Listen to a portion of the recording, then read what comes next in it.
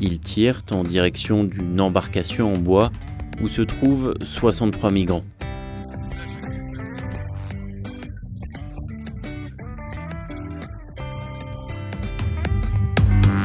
Les deux navires viennent de Libye, à environ 200 km de là.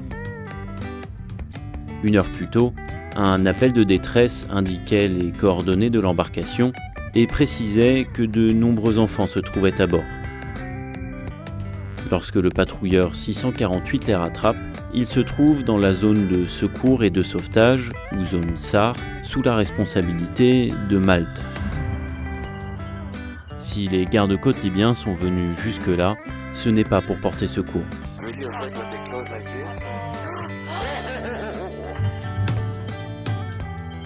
Pourquoi des gardes-côtes libyens s'attaquent-ils à des migrants au milieu de la Méditerranée, en zone SAR maltaise ? Pour répondre à cette question, nous avons analysé l'activité de différents avions et navires sur plusieurs années, vérifié des informations partagées par les ONG présentes en mer Méditerranée et consulté de nombreux documents officiels libyens et européens. Ces données montrent que la Libye viole le droit international et elles exposent comment l'Europe, en lui assurant un soutien financier et opérationnel, se rend complice de ces violations.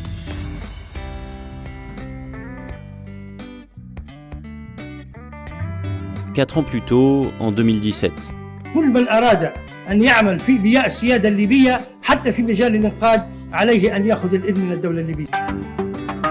La Libye proclame unilatéralement la création de sa propre zone de recherche et de sauvetage, ou zone SAR. Un mois avant, la Commission européenne validait un programme de 42 millions d'euros pour soutenir le renforcement des frontières libyennes. Parmi ses principaux objectifs, on trouvait celui-ci.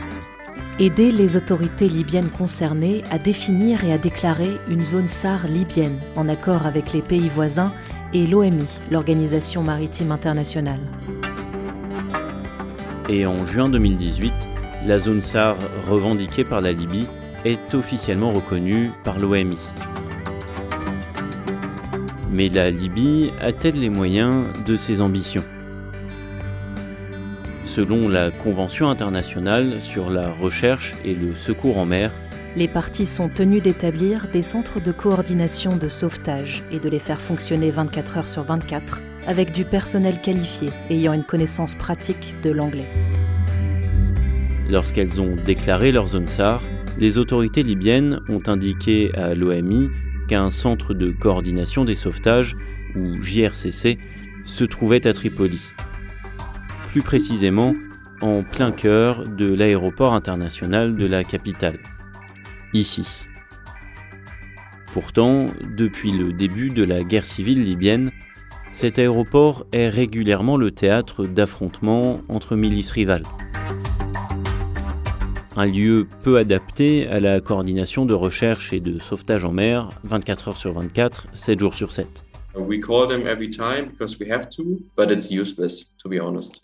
Félix Weiss est porte-parole de l'ONG Sea-Watch, qui conduit des missions de recherche et de sauvetage avec ses propres avions et navires. These numbers are changing more or less every month. So right now we have 9 different kind of numbers that we try to call. Sometimes they don't pick up the phone. Quite often they don't speak our language. Almost every time they're basically not able to render assistance or coordinate other actors in the vicinity. Ces défaillances des autorités libyennes peuvent avoir des conséquences tragiques, comme ce fut notamment le cas le 21 avril 2021. Ce jour-là, vers 8h GMT ou 10h en mer Méditerranée centrale, l'ONG Alarm Phone reçoit un appel de détresse à propos d'un bateau pneumatique et en informe le centre de coordination de Tripoli. À 9h, elle obtient ses coordonnées GPS et les communique aux Libyens. Selon l'interlocuteur d'Alarm Phone à bord, ils sont près de 130 personnes. À 12h44, le centre de coordination libyen répond pour la première fois à un appel de l'ONG. Il indique qu'un patrouilleur a été envoyé pour faire face à 3 situations de détresse.